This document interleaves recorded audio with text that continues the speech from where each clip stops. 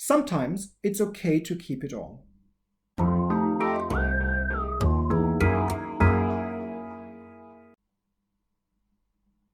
Again, a very strange statement coming from somebody who helps people professionally decluttering their homes. But there are situations when it is mentally preferable to keep everything.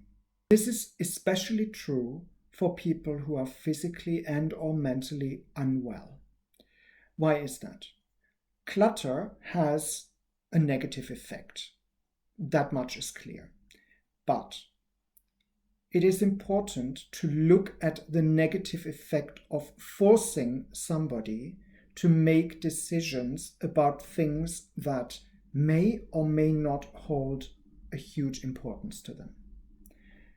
Let's look at an example. Let's look at an elderly gentleman who is downsizing. He may be moving into a pensioner's home with very little space, and he comes out of a 3-bedroom flat. Now, clearly, there has to be some downsizing going on. And yes, downsizing works fine for anything that's practical. There is only so much of the old furniture that you can take with you. So there has to be made a clear choice, and it's a very practical choice.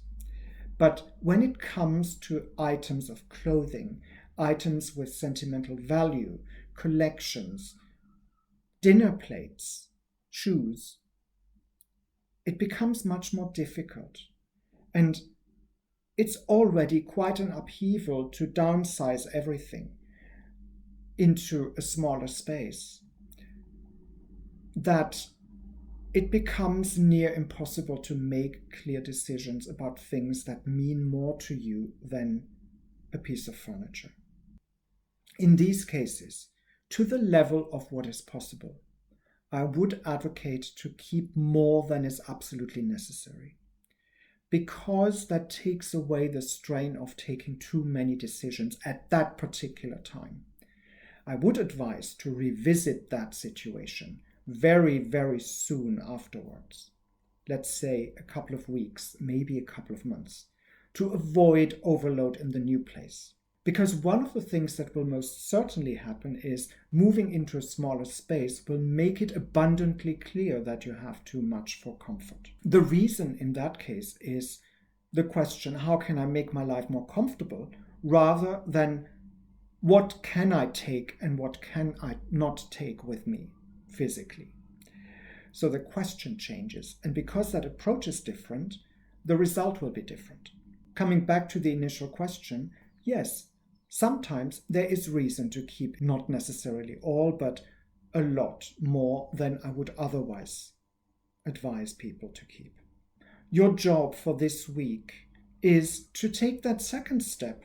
Maybe look at what you've got, and if you have a nagging feeling that in one particular area you've got too much, like you may have a collection of screws in your toolbox that you haven't used in 20 years, or you haven't looked at the shoes in the second row in your wardrobe for a couple of years. Maybe that's an area to look at and reconsider. Give it a go, stay clutter aware, and come back for more.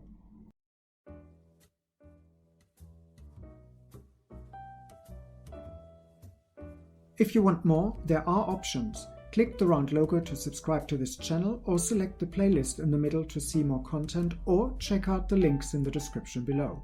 Oh, and feel free to like this video.